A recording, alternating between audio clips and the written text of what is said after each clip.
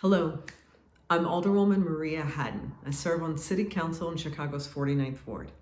It's my pleasure to welcome you to this event, and I hope that you're going to enjoy yourself. Honored to do the intro here and to speak to other queer community leaders in our Chicagoland area. Making sure that we have representation in decision-making, in leadership roles, from government to community organizations to block clubs is so important.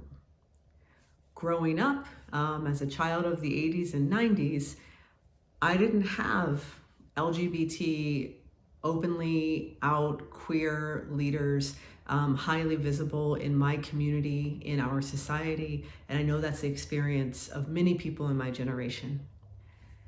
Your generation, our young people coming of age right now, have so many more role models to look to. And also, just because we're in a space where we have more queer visibility right now, doesn't mean that we always will be. We saw through the last administration that was in the White House real threats to our community and to our livelihoods. So it's just as important now as it was when I was growing up to make sure that we've got community leaders, elected leaders, leaders in our schools, right? Leaders in our creative communities with queer experiences and identities to make sure that our voices are heard, to make sure that our experiences are shared, both so we're reaching out to one another, but also so that we're making sure that we're a part of the conversation and a part of the decision making as we look to build a better society and community together. So I think it's important. I'm here, I try to be visible in my role as alderperson, but we need your voice, we need your experience in many other roles. So excited to have you here. Hopeful that with the work of organizations like this and with these creative projects, that we can continue to grow our voice and our representation to make sure that we're taking care of our community and that we're lifting up marginalized voices. So enjoy the program, enjoy the videos, and have a great day.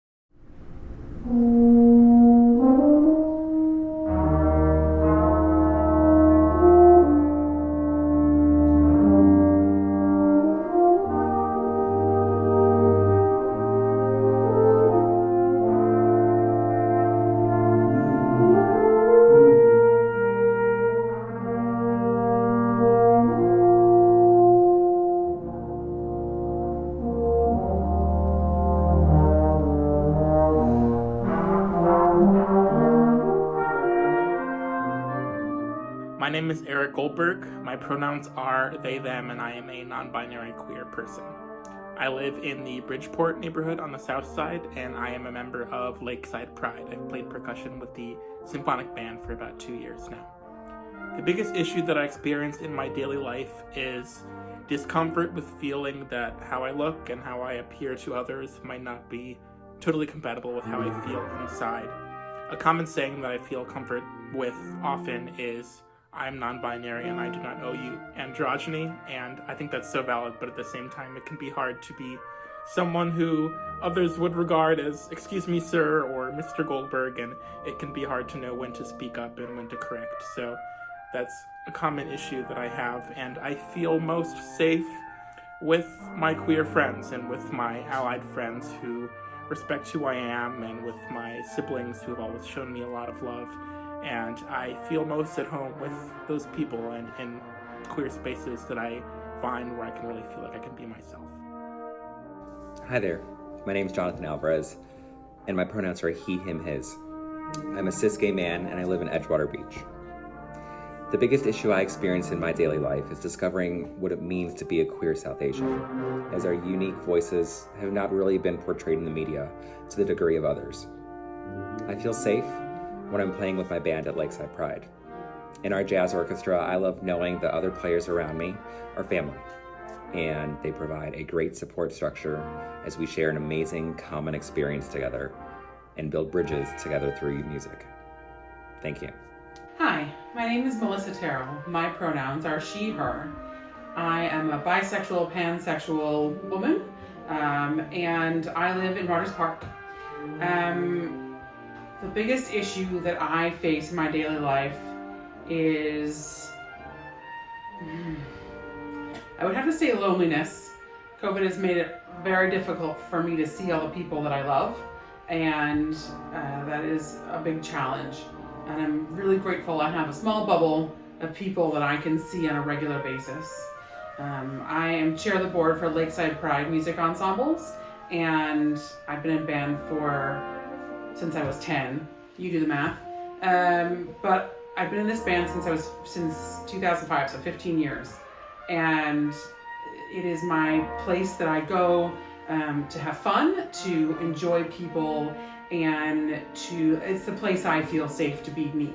And right now we're on hiatus, so we can't really rehearse at all together, and so it's really frustrating, and it feels a bit isolating to not be able to be with my chosen family.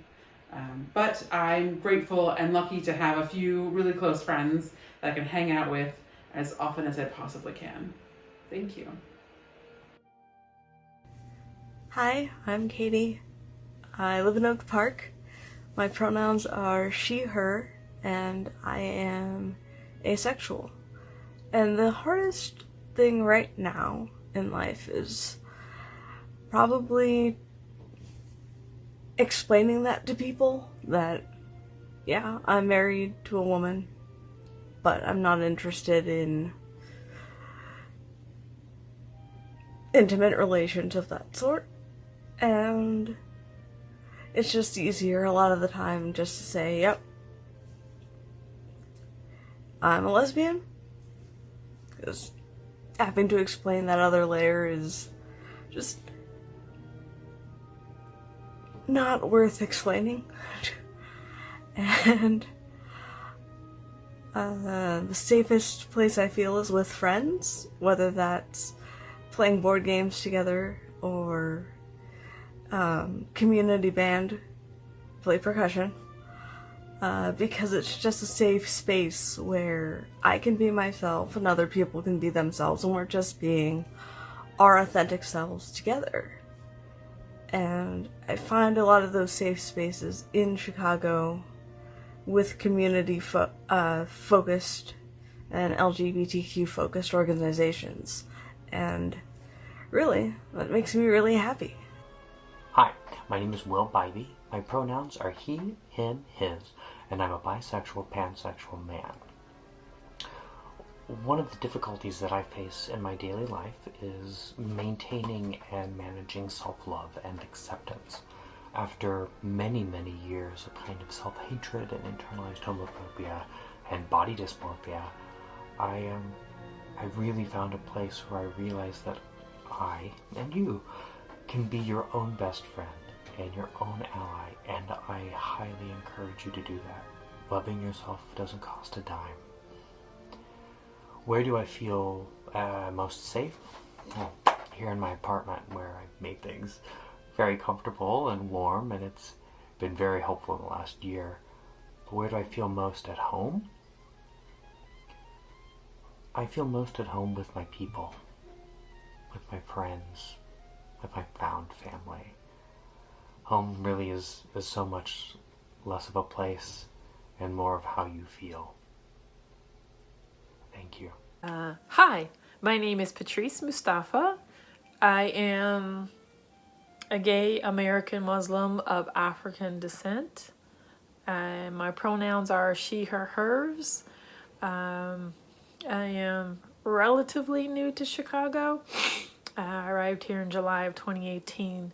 Some of my immediate observations, I would say, is that it has felt that Chicago is very segregated.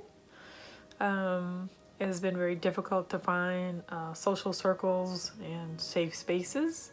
But because as a musician and a flautist, my go-to is the world of band and music. Music is my safe space. My home is my safe space. I have been very passionate about breaking,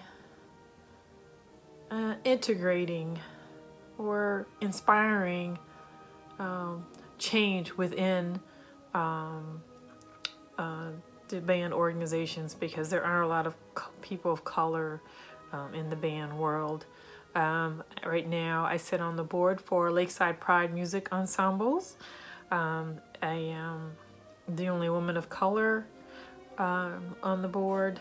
The thing that I love about Lakeside Pride, besides the fun that we have, is that my bandmates are so open and passionate about having a very frank and open conversations about inclusivity, intersectionality, and I feel like in the 2 years that I've been there and I've gotten to know them all, that there's been a lot of growth, and I appreciate that, because I always want to be looking to the future and pushing for change and challenging the human race, whomever the humans are that are around me, to do better, to be open, and to examine themselves, and to check me even. So I appreciate all of that, and thank you. Take care.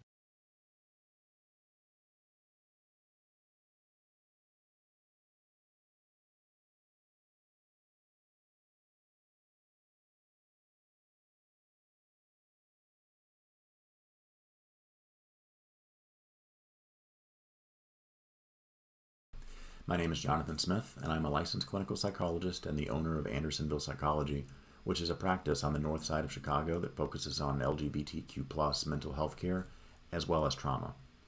Today I'd like to talk about how trauma can interfere with finding and creating safety in relationships, and some ways we can recognize and manage our own trauma responses when they get triggered by people we care about. First, I'll talk about trauma in general, and then relational trauma specifically. Our understanding of trauma has evolved a great deal over the past 100 years or so, and that evolution has accelerated within the past couple of decades.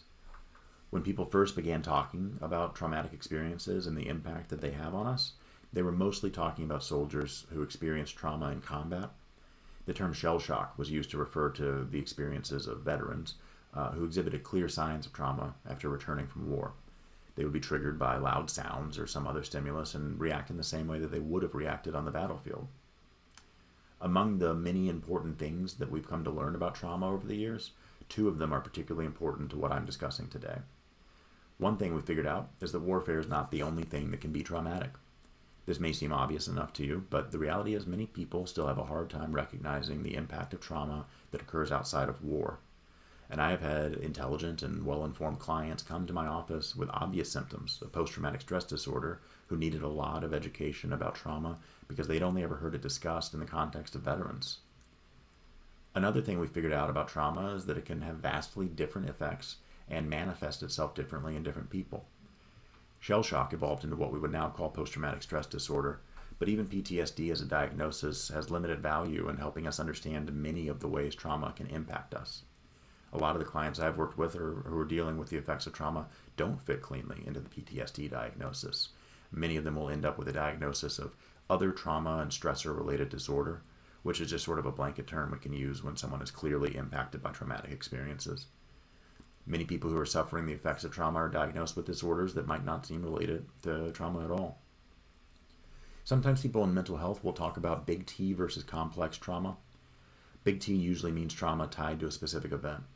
That event may happen multiple times, as in the case of some forms of abuse, but the idea is that it's easy enough to recognize the specific event as a trauma and then see the consequences of that trauma on the person or persons who experienced it. If someone has a car crash and then becomes panicked the next time they get into a car, it's easy enough to recognize that relationship and to identify that a big T trauma has occurred in the car crash. Complex trauma is a term that's usually used to refer to trauma that is not necessarily tied to a single event. Instead, these traumas are related to a recurrent or an ongoing situation that keeps someone from being or feeling safe. Childhood neglect is a good example of this type of trauma. It may be difficult or impossible to identify a specific incident or event that was traumatic, but we know that there are significant effects of deprivation of food, resources, affection, or anything else we require as kids. Complex trauma can be insidious and difficult to manage for some people precisely because it is harder to recognize both the trauma itself as well as its consequences. There isn't a big T to point to, so it can be harder to identify. So back to relational trauma. Relational trauma is a trauma that occurs and involves the important relationships in our lives. So a neglected child is experiencing relational trauma because their ability to rely on and feel safe around the people who are supposed to care for them is threatened. People who experience various forms of abuse perpetrated by someone close to them, like a parent or other caregiver, are also experiencing relational trauma because that relationship is being used as a vehicle to abuse them. For young people who are coming to terms with their sexual orientation or gender identity, hearing a parent say disparaging things about LGBTQ+ people or explicitly stating that they won't accept their child if and when they come out can make that young person doubt their ability to rely on and be safe around that person. And it follows that this young person may struggle to rely on and feel safe around anyone they get close to later in life. Even though we could argue that no specific neglect or abuse has occurred, there's still a form of relational trauma, and it may impact a person's ability to connect with others. As mental health researchers and clinicians have come to learn more about trauma, so has the general public. The discussion over the past several years about trigger warnings in classes, presentations, and media is a reflection of that increase in knowledge, and it also demonstrates a desire on the part of many people to be helpful and considerate of people with trauma histories. As well-intentioned and potentially valuable as they can be, however, trigger warnings can be a double-edged sword. For some survivors of trauma, coming to rely on trigger warnings can reinforce the feeling that we can't manage our own trauma responses, so we need the world to be consistently predictable in a way that it simply isn't and will never be. Trigger warnings can definitely help people prepare themselves for triggering situations and remove themselves if necessary, But because we still have a huge gap between the number of people who need trauma-informed mental health care and those who are actually receiving it, many people, unfortunately, over-rely on simply avoiding triggers when they could be learning how to manage those triggers as they arise. Another concern with trigger warnings is that triggers themselves can be extremely specific. There are obviously some depictions or discussions of traumatic events that can be triggering to people who have experienced that kind of trauma, and even to people who haven't experienced those situations personally, but who are understandably sensitive to them. But triggers can take many forms. I've worked with trauma survivors who are triggered by certain songs, smells, or locations, such as grocery stores. Making things even more difficult is that we may not have a conscious memory of these triggers and their relationship to our trauma. This means people might be triggered into a trauma response by a song, for example, and have no idea why that song triggers them.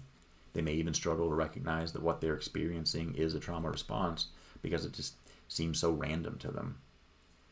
Just as certain songs, smells, and locations can be triggers, so can relational experiences. For people who have experienced relational trauma, feeling close to someone else can be a trigger. Even hearing "I love you" can be a trigger because it can, consciously or unconsciously, bring us right back to a time in our lives when we heard that phrase from someone who was also the cause of relational trauma. Some people will hear "I love you" and immediately begin withdrawing from a relationship, not because they don't want to give or receive love, but because the memories of being told they were loved come along with memories or feelings related to abuse, neglect, or other types of relational trauma.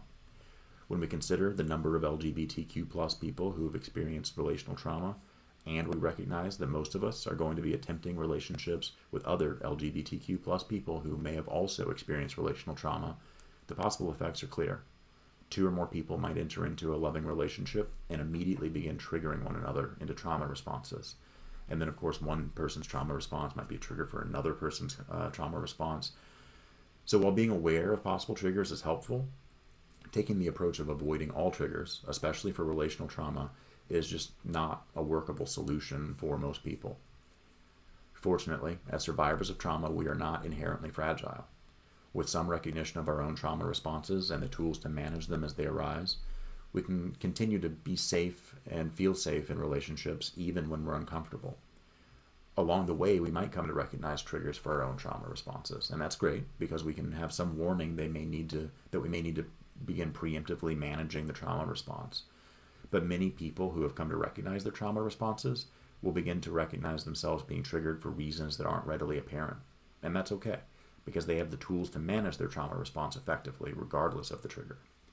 This is crucial for folks who have experienced relational trauma and who want to have deep, meaningful, and mutually supportive relationships. There isn't enough time here to talk about all the possible trauma responses and the ways they might manifest themselves, but remembering fight, flight, or freeze as broad categories can be helpful. In relational trauma especially, many people have added other words to that list, such as fawning. Fawning can be a response for people who have experienced relational trauma because they might have come to learn that attending carefully to someone else's needs, even to the point of ignoring their own, can be a way of preventing conflict, abuse, or neglect.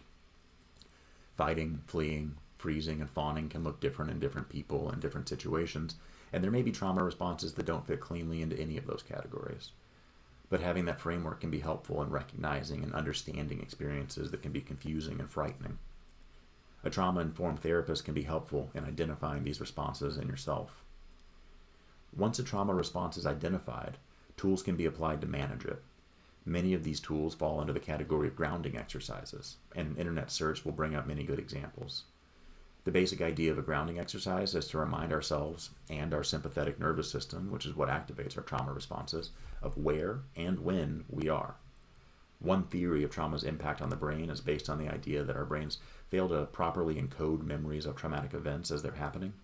The result is that when we're triggered, some parts of our nervous system respond to the previous trauma as though it is still happening or happening again. So we want to ground ourselves in the present moment. One of my favorite grounding exercises, because it's quick, easy to remember, and easy to employ even in public, is looking around the room or space you're in and identifying first 5 things you can see, then 4 things you can hear, then 3 things you can feel, 2 things you can smell, and 1 thing you can taste. Another quick exercise is just to pick a color and look around the space to identify everything you can that is that color. These are simple and surprisingly effective tools. When doing intensive trauma work with clients, they get triggered, and before our session ends, I have to make sure they're safe to leave. These simple grounding techniques can significantly reduce the level of activation and discomfort a person is experiencing. In addition to reminding ourselves where and when we are, another priority in managing trauma responses is to calm our nervous system. And this is why breathing exercises can be helpful. When we focus on our breathing, we are signaling to our nervous system that we're safe and that we can begin to deactivate the trauma responses. Again, an internet search will bring up good examples of breathing exercises intended to calm the nervous system. A favorite of mine, again because it's easy to remember, is the 4-7-8 breathing techniques. There are videos online to walk you through this, but basically you're just inhaling for 4 seconds, holding your breath for 7 seconds, and then exhaling for 8 seconds. Then you can repeat that for a total of 4 cycles. I encourage everybody to practice this technique occasionally, even when you're feeling fine, and then try it when you're feeling overwhelmed so you can notice the effects that it has on you. There's a lot of overlap between relational trauma and attachment styles. Briefly, an attachment style is how we learn at an early age usually to attach or not to attach to people in our lives. Knowing your own attachment style can be helpful in making sense of how you react when you develop strong feelings for someone. And when people in a relationship are all aware of their own attachment styles, it can be really beneficial in helping everyone get their needs met. There's a book out by a psychotherapist named Jessica Fern called Polysecure: Attachment, Trauma, and Consensual Non-Monogamy. It's a great resource for people considering or engaging in non-monogamous or polyamorous relationships who want to understand how to navigate theirs and their partner's attachment styles. But the first chapter has one of the best descriptions of attachment styles I've ever read, and I'd recommend this book to anyone who wants to learn more about attachment and how it is impacting their lives. Finally, if you or someone you know is struggling with relational trauma and its impacts on your relationships, I highly recommend seeking therapy or counseling.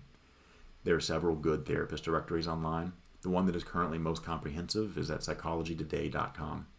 You can look for therapists who accept specific insurance and who specialize in different areas, such as LGBTQ+ mental health, trauma, and attachment. For people in need of therapy or counseling who don't have insurance or can't afford it, Open Path Collective is a great resource. Therapists who have some availability for reduced fee services list themselves on this site so potential clients can find them. If you're in need of immediate support, the National Suicide Prevention Lifeline is available 24 hours a day at 1-800-273-TALK. Also, my practice's website has a page dedicated to crisis resources. It lists that Suicide Prevention Lifeline, as well as a hotline specifically for trans and gender diverse people, and a few others. You can find that list at andersonvillepsychology.com/resources.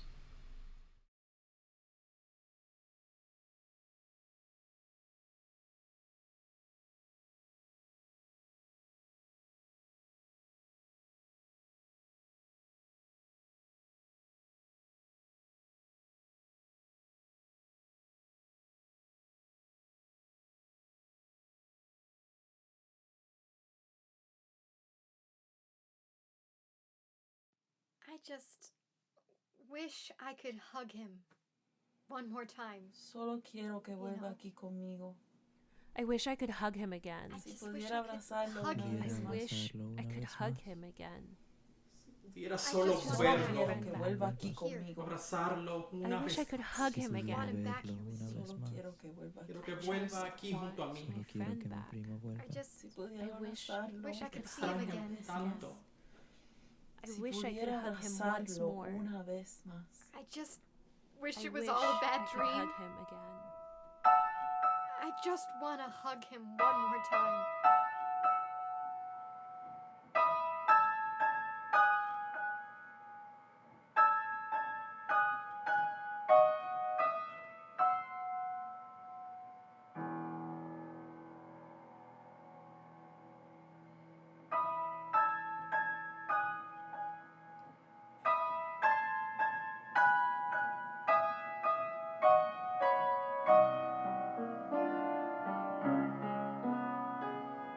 I take a week off work to plan your memorial.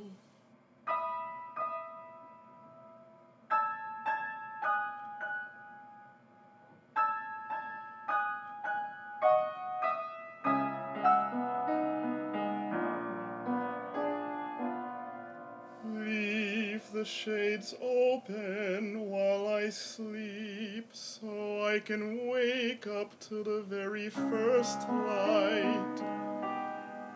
Sit in bed all morning, pretending that I've woken up before you, watching you beautiful while you sleep. It was when I loved you the very most.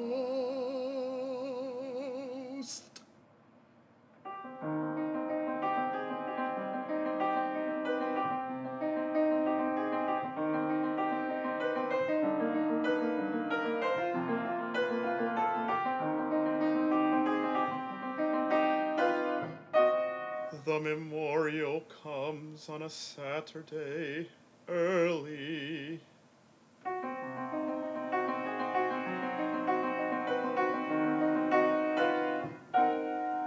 We have to be out before the games and picnics.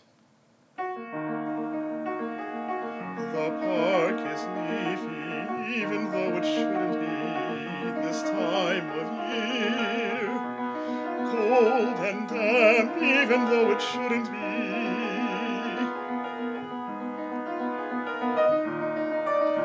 I look around at everything that has been set up.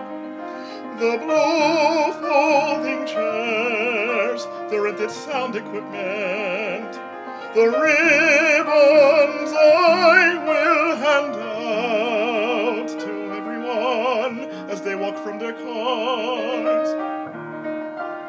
Your best friend on your Telecaster playing Hallelujah. The wind rustles through the leaves.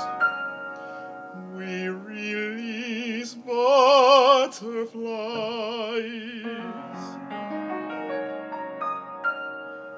25 in your honor. Each one held in a little paper envelope, like a new razor blade.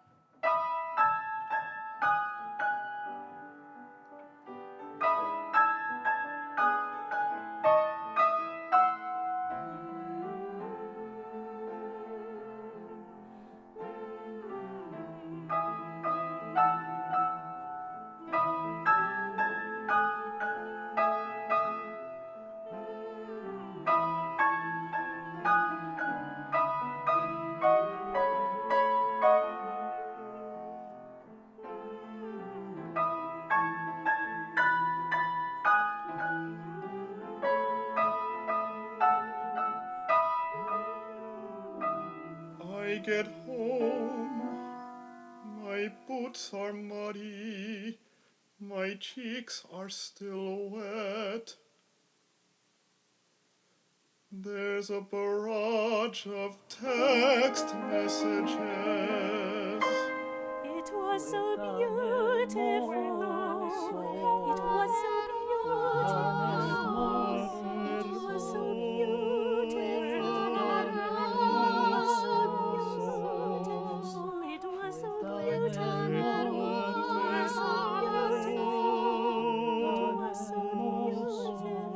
It was so beautiful.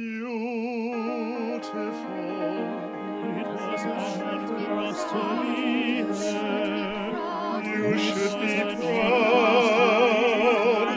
You got it right. You really did.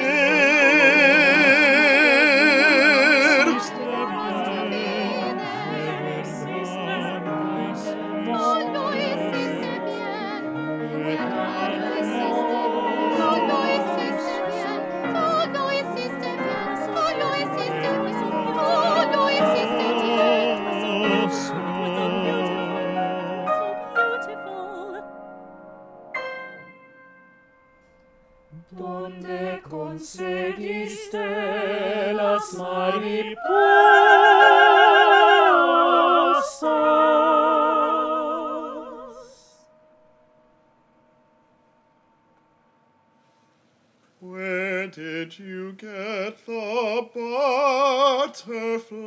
rise.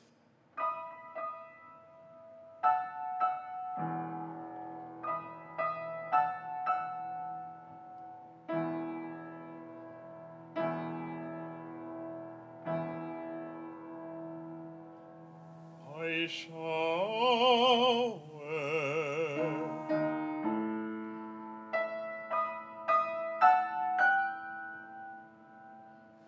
I want to eradicate your scent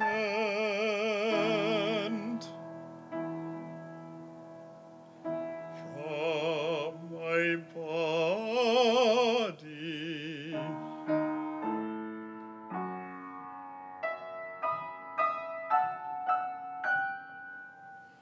I look at our bookshelves.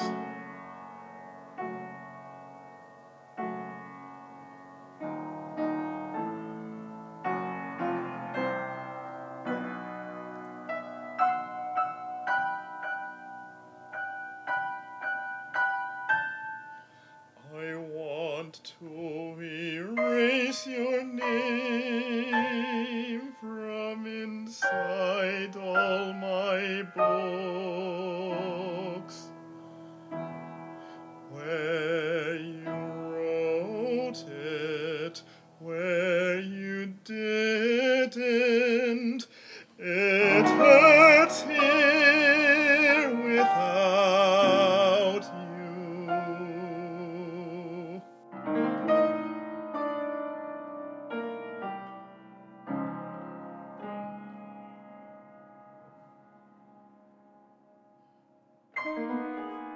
It's okay to feel this way. It's okay to feel this way. You should, you okay have to feel to. this way. It's okay to feel this way. It's okay to feel this way. It's okay to feel this way. You should, you have to.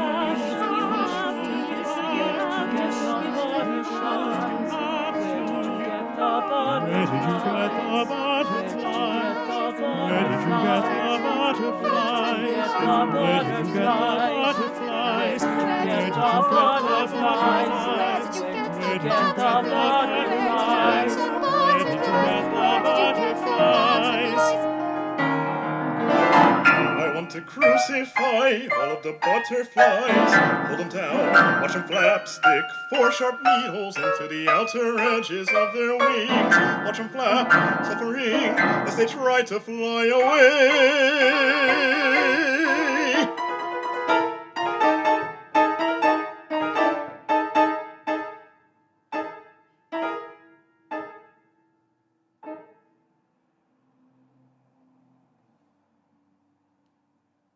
I want to murder all the things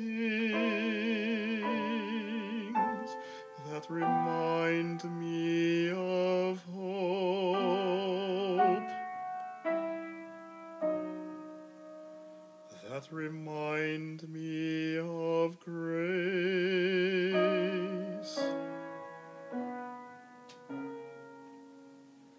that remind me of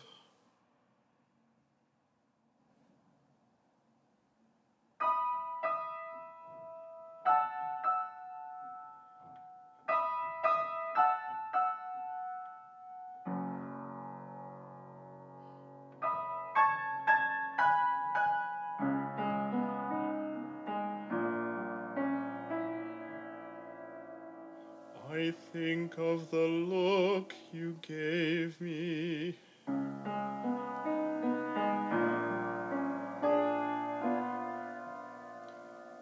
Of what you said.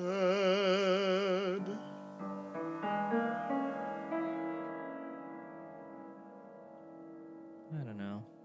I don't really even like dancing. But hey, why not?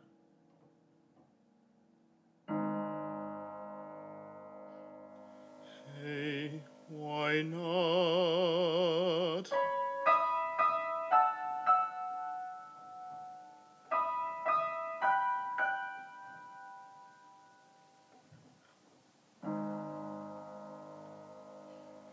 Hey,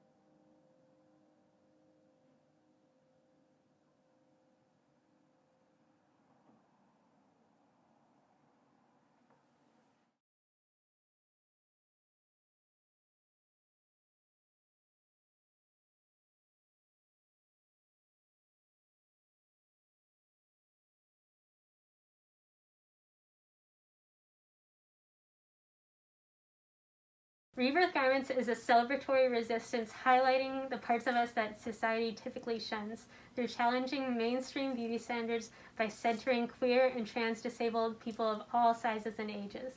I'm Cubacub and I use they them pronouns. I'm a queer Filipinx disabled person from Chicago, and here's my clothing line. There's a bunch of fun monochrome pieces. Basically most of the stuff that I make is spandex. Here's some collaboration pieces that I did with Compton Q and Vogues for our collaborative Radical Visibility Collective. Here is a fleece vest for your winter times. A coat from my winter collection too with Radical Visibility Collective. Since COVID started, I've been working on lots of different types of accessible masks. So I have these window masks which make it accessible for people who are deaf or hard of hearing, but also a whole host of other kinds of folks. And then I have lots of fun colors and patterns. I have different kinds of attachment styles like Velcro, magnets, and lots of different elastics and cord stoppers and snaps. The reason why I started Rebirth Garments was because when I was a teenager, I really wanted gender-affirming undergarments like a chest binder and packing underwear, but I didn't have the access to this. So I wanted to create a line that people could get for sliding scale or free, especially if they're teens, to be able to get gender-affirming garments accessibly. I have been working a lot with Chicago Public Library on a really cool new project called Radical Fit. And it is just a teen fashion curriculum affirming gender, sexual orientation, disability. We're also talking about being a person of color. One of my latest videos for Radical Fit is called New Year, New You, Rebirth Yourself. So my clothing line is called Rebirth Garments because when I was 21, I had a rebirthing ceremony because I wanted to become a new person. I was very depressed and super anxious, and I was having panic attacks every single day. I wanted to die, and I just couldn't stand anything anymore. So I decided instead of dying, I would have a funeral for myself and then become a new person. So that's how I took my mental illness and twisted it around. And it's a very queer idea to rebirth yourself, and lots of trans folks do it and think of when they change their name or come out as trans or maybe get surgery or things like that as a rebirth of sorts. Instead of having the normal boring stompy catwalk like any other fashion designer, I have these fashion performances where all of my models, my queer, trans, disabled, POC, fat, and / plus size folks are dancing around, showing off everything, and just really celebrating themselves and feeling good in their bodies and just like being really cute. My favorite dance party to go to is Trapiteca, which is run by Cujifruit, Las Baser, and Colectivo Multipolar. Cujifruit and Las Baser are the amazing DJs who are all, everybody is queer and Latinx, and everybody at the parties are trans, queer, and majority black and brown folks. So that's really exciting because most of the other dance parties, especially on the north side of Chicago, are very white-centric and kind of cis-centric. These dance parties have lots of fun performance art, and you get to show up in whatever cute looks you want, and it just feels like family.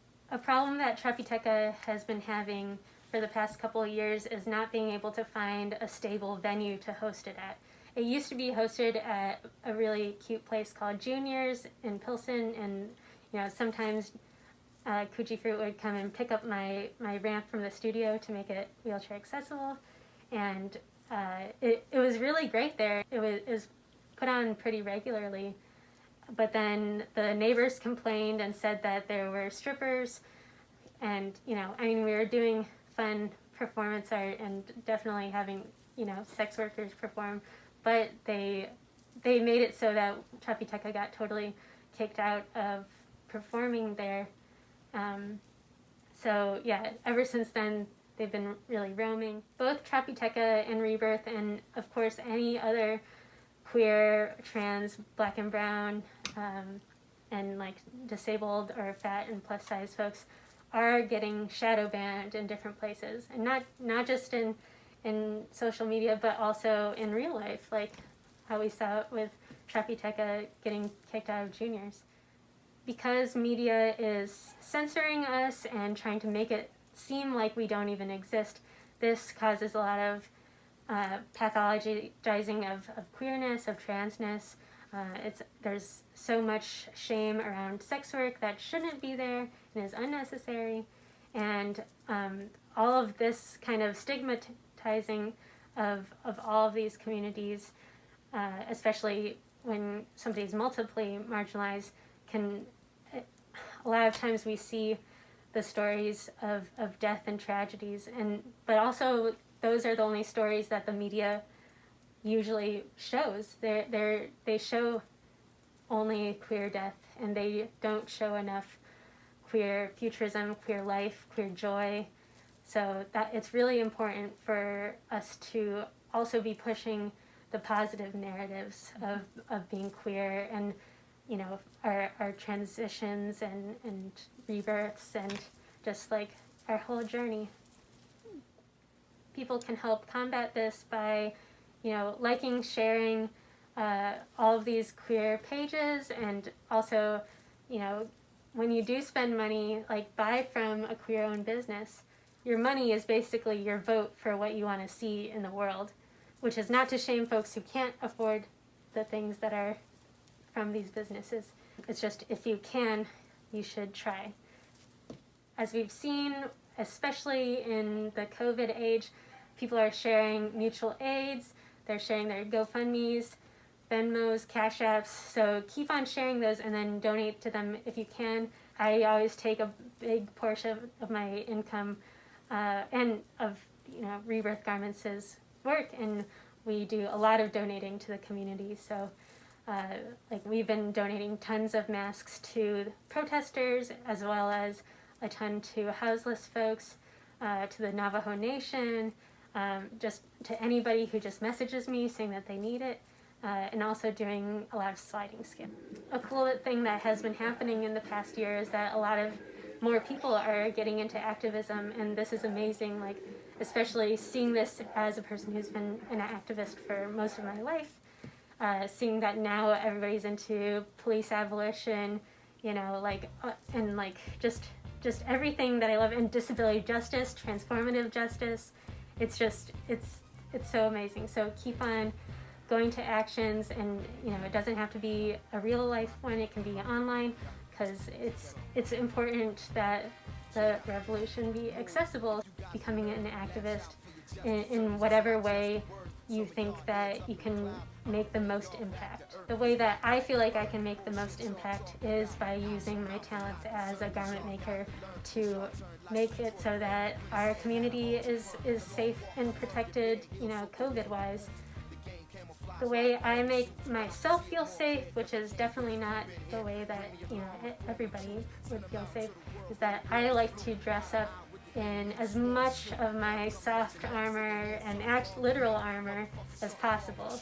So I just get dressed up, I put on my makeup that looks like tattoos, so I look tough. I am covered in tattoos so that people will mess with me less. This was a thing that I came up with in high school as a defense mechanism against creepy men on the subway, and that makes me feel really, really confident, and in turn safer. I know that visibility is not always the safest thing for folks, so getting to really celebrate yourself and feel radically visible in spaces where it's safe to do this. So you might wear a trench coat and you're walking down the street, and then you get to the party or your friend's house and you're big reveal and that's so cute. So just dressing up and being yourself as much as you can when you're around other people who will affirm that in you. to make other people feel safe, I think definitely consent in all types of ways is probably the most important. Also, putting on your social media posts, saying content warnings, not sharing like literal deaths on social media. I think it's better to not. And then on the other side, like really taking the time to celebrate anything that is positive, especially these days. Just like any little win you can have in your life, and it doesn't have to be big, but just really celebrating it so that it can fill you up and give you energy in order to get through this terrible world. It's nice to also really affirm people's identities and being very generous in that, so that they then can feel good about themselves, about how they're dressing, about how they're presenting themselves, about the work they do, about just being a live human being. Like, just affirm people's existence, because that is so important, and we need more of that because it's a lot of really bad news lately. So definitely just making sure, checking in with your people to make sure their mental health and their physical well-being is doing okay.